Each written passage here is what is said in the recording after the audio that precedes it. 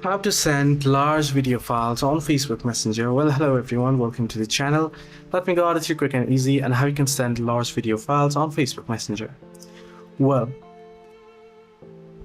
up to a certain size, you can simply send it within the messenger itself. But if it is a larger video file that exceeds the minimum file size on Messenger, then what you can do, right? Now there is a trick. You can use cloud storage options.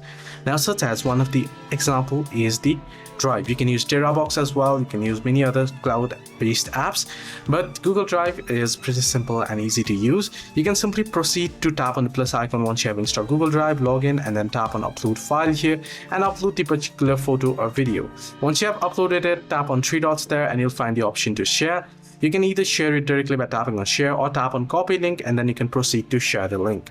So this is how you can easily share the large video files on Facebook Messenger. Simply upload it to cloud storage and you can share the link through the messenger. Hope this video helped. To like and subscribe.